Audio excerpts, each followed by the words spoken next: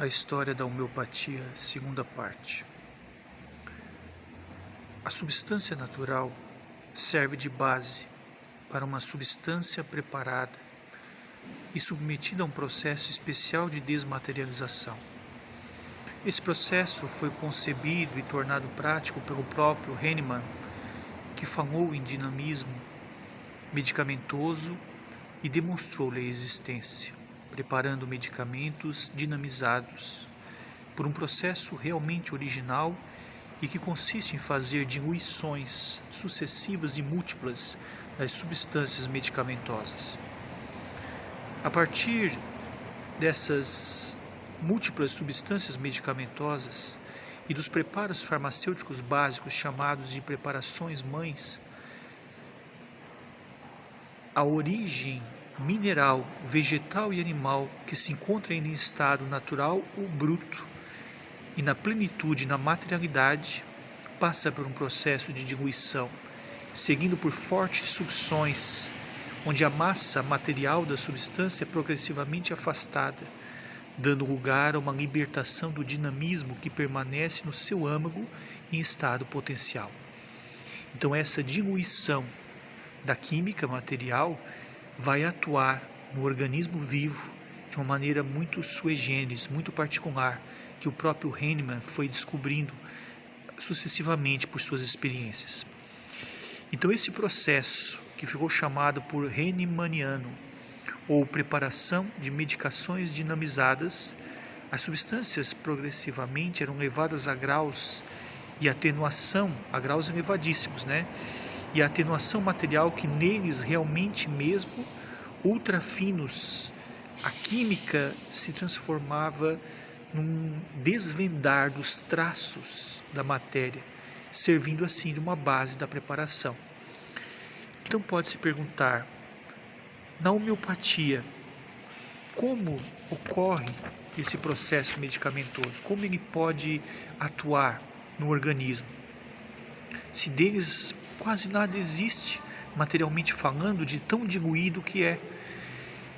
Mas há sim, explica Hahnemann, algo de substancial nesses medicamentos homeopáticos, porque o poder de agir é substancialmente sutil.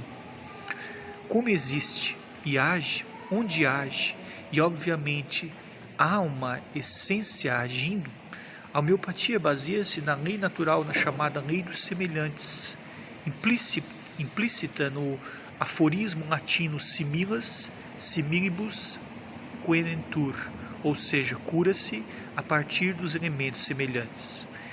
Então o sentido dessa proposição aplicada aos doentes e de acordo com as ideias de Hahnemann é precisamente este. O que Hahnemann explica do princípio da homeopatia?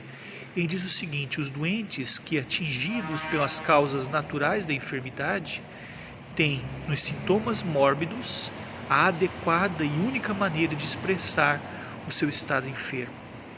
Ou seja, eles curam-se pelos agentes artificiais medicamentosos capazes de produzir no homem são sintomas semelhantes ao das próprias enfermidades. Então, nesses sentidos, por exemplo, doentes com vômito pode curar-se com o vulgar poaia ou a ipecacuanha, que é uma substância que emético ele pode combater o regurgitar. Se a pessoa tem uma dor na cabeça latejante ou um processo congestivo, com a preparação adequada de nitroglicerina, glononium, que produz a congestão cefálica, os semelhantes podem também atuar. Então esses exemplos atuam no sentido de uma lei de similitude. O que é semelhante produz um efeito metabólico do organismo, uma capacidade de estimular o processo da imunologia, do imunológico. Então é uma maneira muito simplista, porque trata de uma aplicação clínica de observar e comparar os doentes através dos seus sintomas. Mas não somente de um sintoma, mas de um conjunto de sintomas, que pode ser talvez complexo, talvez, mas em parte a ciência, na verdadeira arte, escolhe adequadamente o medicamento melhor para cada doença, ou seja, cada quadro sintomatológico. Porém, em casos mais simplistas, em casos que já está sendo feito o tratamento com a medicina convencional, a homeopatia pode ser o quê? Pode ser um coadjuvante. Pode ser algo que sobrepõe, algo que coadjuvante, algo que repõe os certos fluidos do organismo. Então, dessa forma, a química na homeopatia ela tem uma função também energética. Um tratamento, por exemplo, que leve a adquirir o conhecimento da ação integral do próprio ser, do próprio organismo. Porque o que parece muitas vezes superficial pode agir de maneira profunda, em suas mínimas particularidades. Então essa experimentação deve ser feita o quê?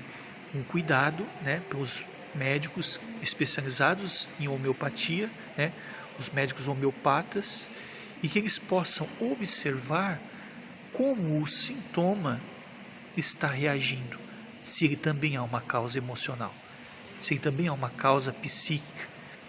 Então a homeopatia, é claro que jamais a pessoa com enfermidade vai poder substituir a ação dos antibióticos, a ação dos anti-inflamatórios, mesmo os analgésicos, antipiréticos e etc.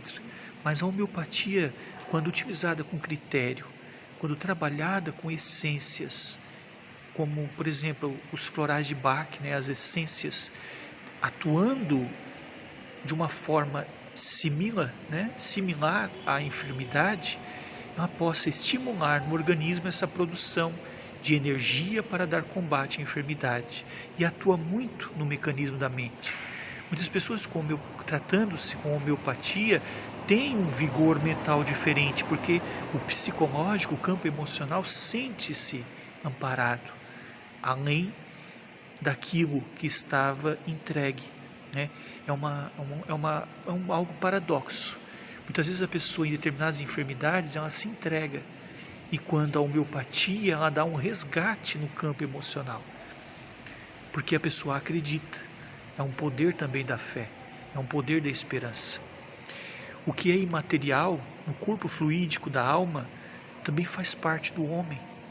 Por isso que quando se trata da essência, alcançando o perispírito ou o corpo sutil do corpo, do organismo físico, onde estão inseridos os registros akáshicos, as memórias profundas da psique, a homeopatia pode ser uma solução coadjuvante muito eficaz, porque os seus efeitos colaterais são menores e a sua essência traz um bem-estar quando utilizado junto de um acompanhamento médico, psicoterapêutico e homeopático. Muita luz e muita paz. A história da homeopatia, vídeo número 2. Mero Robert Filho, psicanalista, desejando a todos saúde e paz.